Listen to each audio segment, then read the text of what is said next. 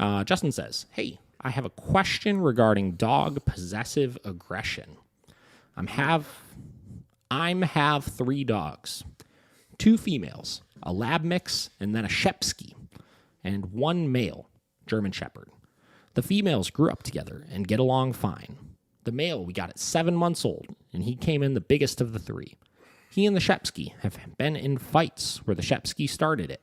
She is possessive of me, my wife, and the other dog. We didn't introduce them in neutral territory.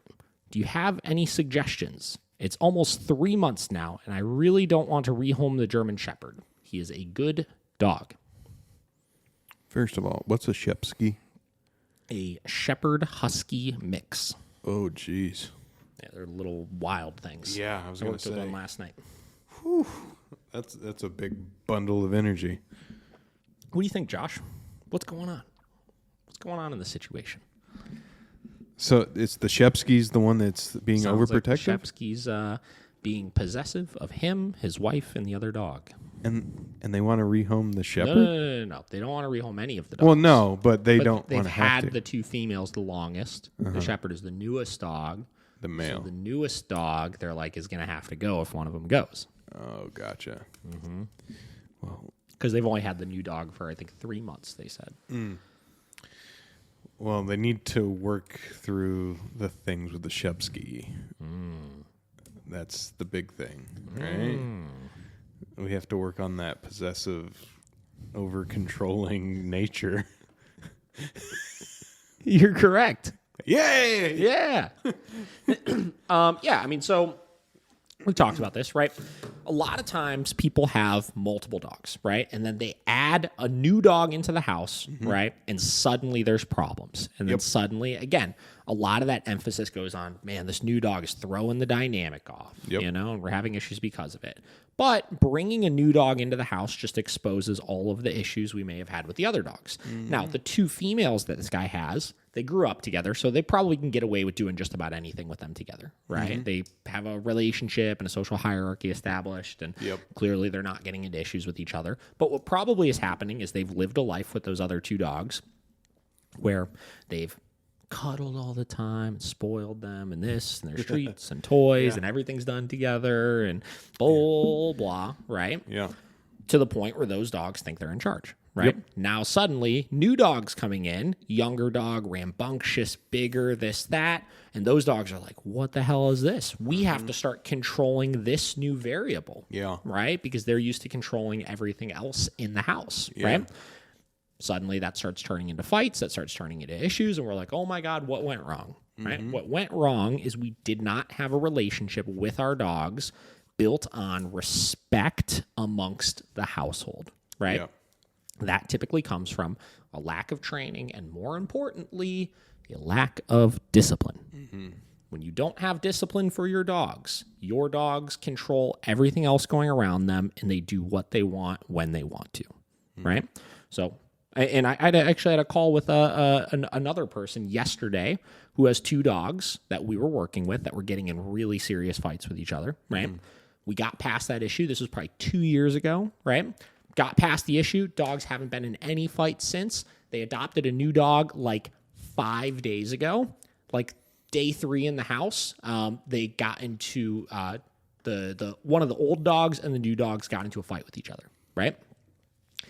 And the issue was because they were so far past all of the training and everything, they weren't able to understand that because they had this history of issues, when they brought this new dog into the house, all of those behaviors that they used to have with those 2 dogs originally were going to display themselves in this situation, right? They were, because you're adding a new variable in. You have to allow them to develop this relationship with each other. And they weren't in a position to correct any of the behaviors. They weren't using the e-collars in those situations and stuff. So because of that, it turned into an issue, right? So we talked about it. And we went over, when we first started working with the dogs, what was the first session or 2, right? What did we work on? And what we worked on was creating consequences for different behaviors, right? So they had to go back in and they had to isolate some of those behaviors that they were seeing problems with the new dog, because that's what was triggering the issues, right? And that's how that they will ultimately get past that issue with the dogs. Right? Same deal applies with this. You got to go in and you got to look at overall, we're going to bring another dog into the house that these dogs don't have a relationship with, right? So what sorts of problems am I having? What sorts of behavioral issues am I seeing out of the new dog that I need to address that my dogs, if I don't go in and check it, are going to try to go in and control it, right? And what issues might I be having with my old dogs that I might need to go in and address as well? And unless you're in a position to be able to do that, stuff like this will never get better. Right? This is not a situation where it's like, oh, we just give them a month and they'll be fine with each other.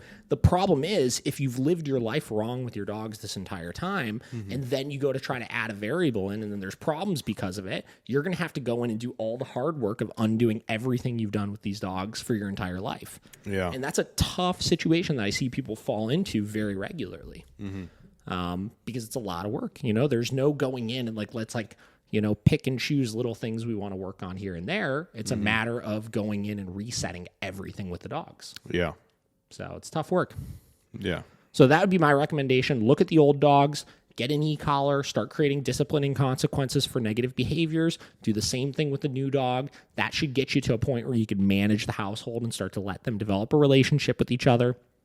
Remove toys, food, and affection so that there's no competing resources they might be fighting over, and just supervise, right? For like 2 weeks, just supervise the dogs and allow them to develop a relationship with each other and be there ready to give discipline to any of the dogs for things that you don't want them to do. And after a couple of weeks, they should kind of be in a balanced place. So I feel like this is a really big one, like what you were foreshadowing earlier about these articles we're going to talk about and stuff, like why dogs go back to the shelters or whatever. That's a big one, you know? Bingo, right? We don't understand how to live effectively with our lives, or with our dogs. With our dogs, yeah. We don't understand how to do it. We don't understand how we create a lot of these problems. Yeah. And we don't know how to correct them. Yeah. When things show up, we don't know how to correct them. We think that discipline, you know, and this is not people's fault. This is just like the portrayal of things on like a lot of these shows and stuff. We think discipline is just no bad dog, right? Yeah. Dogs don't give a shit about that. Yeah. You know, they don't. No. Right? You know, we have to be able to do things that the dogs find, you know, that they don't want to happen again. Right? Yeah. And we're getting into exactly how to do that, obviously.